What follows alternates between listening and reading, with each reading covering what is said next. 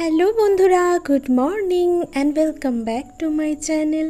কেমন আছো তোমরা সবাই? অনেক দিন পরে আজ একটা ব্লগ তোমাদের জন্য নিয়ে চলে এসেছি। আশা করছি তোমরা সকলেই বেশ ভালো আর সুস্থ রয়েছো, আর তোমাদের ভালোবাসা আর ঈশ্বরের আশীর্বাদে আমিও কিন্তু বেশ ভালো আছি। আজ হলো শনিবার, আর এখন ঘড়ি কাটায় সময় হচ্ছে সকাল ওই 7:30 মতো। তো আজকে ব্লগটা এখন থেকেই তোমাদেরকে সঙ্গে করে নিয়ে শুরু করলাম। আশা করছি আজকে ব্লগটি তোমাদের বেশ পছন্দ হবে, তো চলো দেখতে থাকো।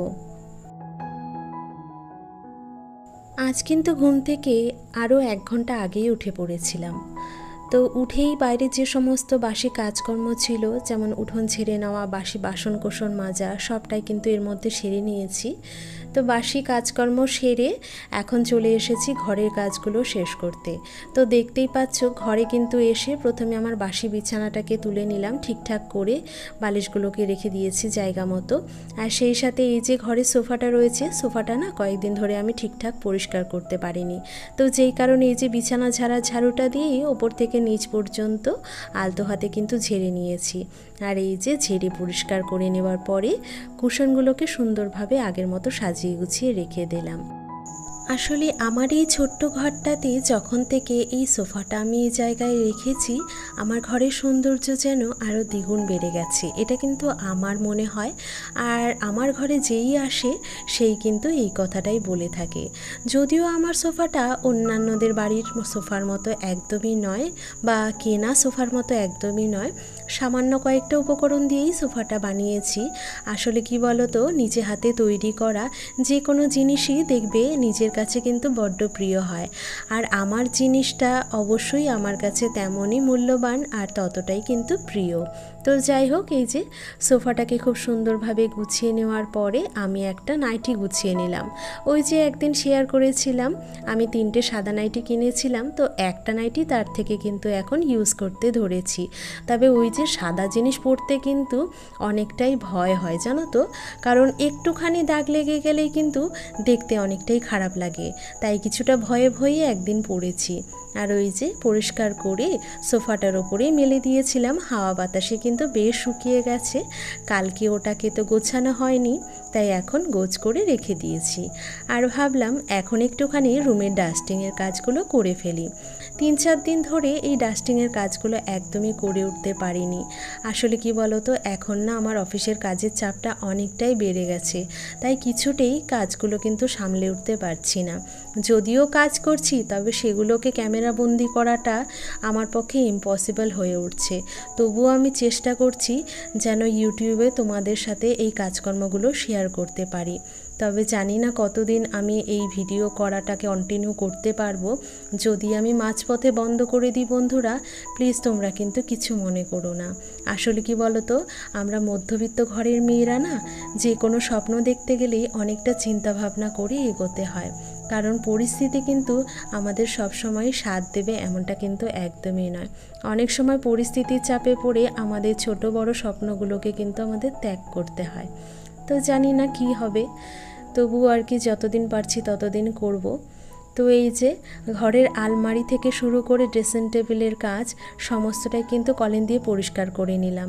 সেই সাথে ড্রেসিং টেবিলের সামনের দিকে যেই শোপিসগুলো রাখা রয়েছে বা ডেলি ইউজের যে ক্রিম তেল রাখা রয়েছে, সেগুলোকে নামিয়ে নামিয়ে ভালো করে মুছে নিচ্ছি, আর তারপরে ট্রের ওপরে সাজিয়ে রেখে দিচ্ছি। এতক্ষণ পর্যন্ত যে সকল বন্ধুরা আমার আজকের এই ভিডিওটি দেখেছো, আমি আশা করছি ভিডিওটি তোমাদের বেশ ভালো লেগেছে। আর যদি আজকের এই ভিডিওটি তোমাদের ভালো লেগে থাকে, প্লিজ ভিডিওটিতে একটি লাইক আর সেই সাথে একটা সুন্দর কমেন্ট করে আমার ভিডিও করার আগ্রহটা আরও একটি বাড়িয়ে দিতে পারো। সেই সাথে যদি কোনো নতুন বন্ধু প্রথমবার আমার চ্যানেলে ভিজিট করে থাকো বা প্রথমবার আমার ভিডিও দেখে থাকো, তোমরা চাইলে আমার এই ছোট্ট পরিবারকে সাবস্ক্রাইব করে কিন্তু তোমরা আমার পাশেই থেকে যেতে পারো। আর যে সকল বন্ধুরা বা দিদিভাইরা অলরেডি এই কাজটি করে রেখেছো, সেই সকল বান্ধবীদের বা দিদিভাইদের অনেক অনেক ধন্যবাদ আমার পাশে থাকার জন্য আর আমাকে সাপোর্ট করে এইভাবে এগিয়ে নিয়ে যাওয়ার জন্য। আর এই তো বন্ধুরা, তোমাদের সাথে গল্প করতে করতে ইতিমধ্যেই বেশ কিছুটা ডাস্টিংয়ের কাজ কিন্তু আমি এগিয়ে নিয়েছি। আমার ঘরে যে দরজাটা রয়েছে সেটাকেও কিন্তু কলিন দিয়ে হালকা হাতে পরিষ্কার করে নিয়েছি। আর আমি যখনই রুমের ফার্নিচারগুলো ক্লিন করি সাথে সাথে কিন্তু ঘরের দরজাটাও এভাবে পরিষ্কার করে থাকি। তো দেখো, মোটামুটি আমার কিন্তু এই ঘরটা পুরোটাই পরিষ্কার করা হয়ে গেছে। এখন এই যে একটুখানি জলের মধ্যে সার্ফ গুলে নিয়ে পুরো ঘরটাকে সুন্দরভাবে মুছে নিচ্ছি।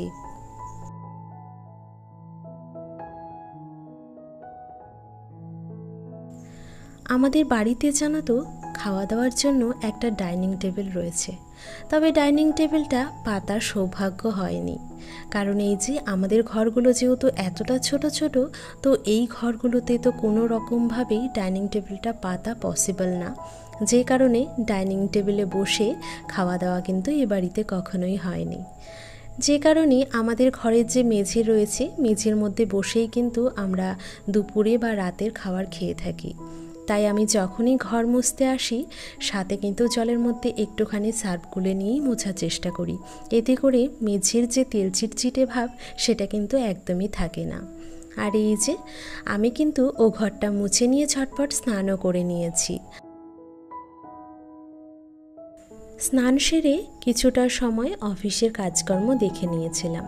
আর অফিসের কাজগুলো থেকে একটুখানি ফাঁকা সময় পেয়ে চলে এসেছি এখন ভাইয়ের ঘরটা একটুখানি গোছগাছ করতে। 2-3 দিন বাদেই কিন্তু এই ঘরটায় আজ আমি এসেছি, তাই এই যে বেশ অগোছালো হয়ে রয়েছে ঘরটা, সেই সাথে একটুখানি নোংরাও হয়েছে দেখলাম। তাই এই যে প্রথমে ঘরের বিছানাটাকে ভালো করে ঝেড়ে পরিষ্কার করে নিলাম। তারপরে এই ঘরে যে টেবিলটা রয়েছে, টেবিলের জিনিসপত্র একটুখানি নামিয়ে ঝাড়ু দিয়ে ঝেড়ে জিনিসগুলোকে কিন্তু টেবিলের ওপরে আবার সুন্দরভাবে সাজিয়ে গুছিয়ে রেখে দিয়েছি। যেহেতু আমাদের বাড়িতে কোনো বাচ্চা নেই, তো সেই জন্য জিনিস এলোমেলো একটুখানি কমই হয়ে থাকে, তবে ওই যে পরিষ্কার পরিচ্ছন্ন তো করতেই হবে, সেক্ষেত্রে কিন্তু একদমই ছুটি নিলে চলবে না। তো ওই যে টেবিলটা গুছিয়ে নিয়ে পাশের চেয়ারে দেখলাম কয়েকটা জামাকাপড় এইভাবে পড়ে রয়েছে, তো সেইগুলোকেই গুছিয়ে নিচ্ছি। এখন কটা কাপড় রেখে দেবো চেয়ারের ওপরে, আর কটা কাপড় আলনাতে গুছিয়ে রেখে দেব। আলনাটা ফাঁকা ফাঁকা থাকলে পরে একদমই কিন্তু দেখতে ভালো লাগে না।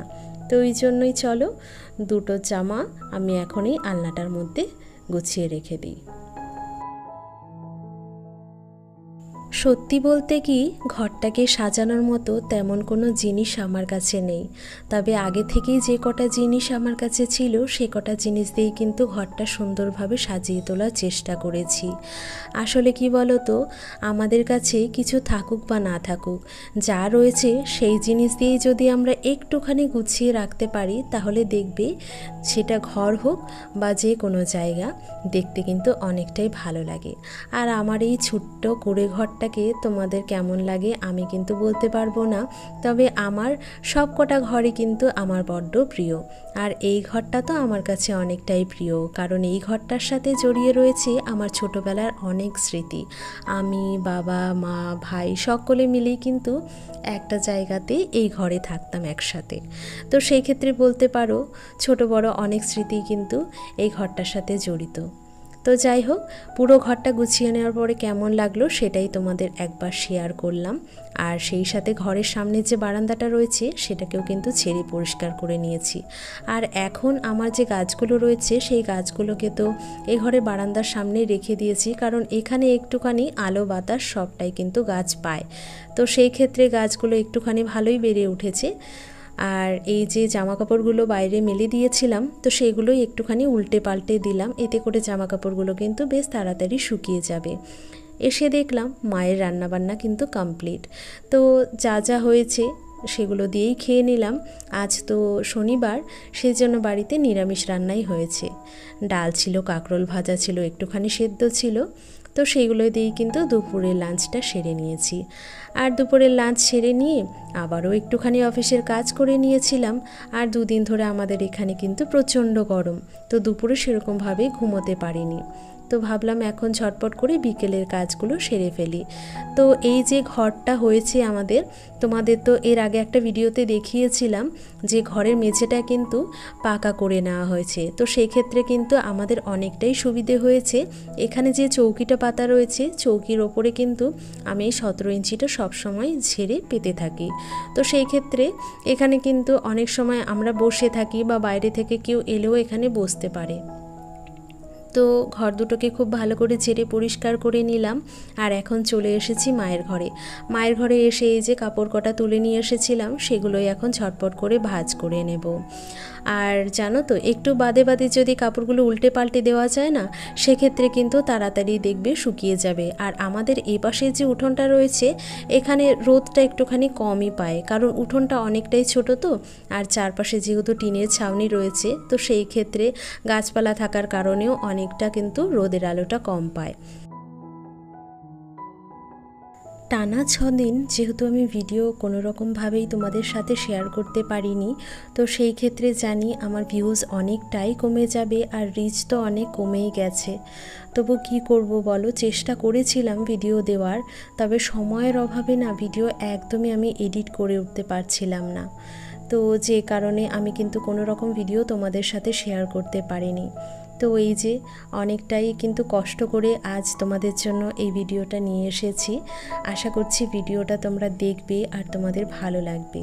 তো এই যে ওদিকে কাপড় কটা গুছিয়ে রেখে দিয়েছি, আর মায়ের বিছানাটাও কিন্তু ঝেড়ে পরিষ্কার করে নিলাম, কারণ জামা কাপড় যখনই গোছাই আমি কিন্তু সেই সাথে বিছানাটাকে ঝেড়ে ফেলার চেষ্টা করি। আর তারপরে ঘরের যে টেবিলটা রয়েছে, টেবিলটা একটুখানি ঝেড়ে পরিষ্কার করে জিনিসপত্রগুলোকে কিন্তু জায়গা মতো গুছিয়ে রেখে দিয়েছি। আমার ঘরে খুব একটা কিন্তু জিনিস নেই, মানে এই ঘরের কথা বলছি, মায়ের ঘরে রয়েছে একটা শোকেস, একটা আলমারি, আলনা, আর এই যে একটা টেবিল, এটাই কিন্তু রয়েছে। তো টেবিলটা যেহেতু একদমই ফ্রন্টে থাকে, তো সেই ক্ষেত্রে টেবিলটা না গোছালে কিন্তু একদমই ভালো লাগে না। তাই প্রত্যেক দিনই সকালে হোক বা বিকেলে আমি কিন্তু টেবিলটা এইভাবে গুছিয়ে রাখার চেষ্টা করি। তো এই যে টেবিলটা গুছিয়ে নেওয়ার পরে যে কটা কাপড় আমি গুছিয়েছিলাম, সে কটা কাপড়কেই কিন্তু এখন খুব সুন্দরভাবে প্রতিদিনের মতো আলনায় গুছিয়ে নিলাম।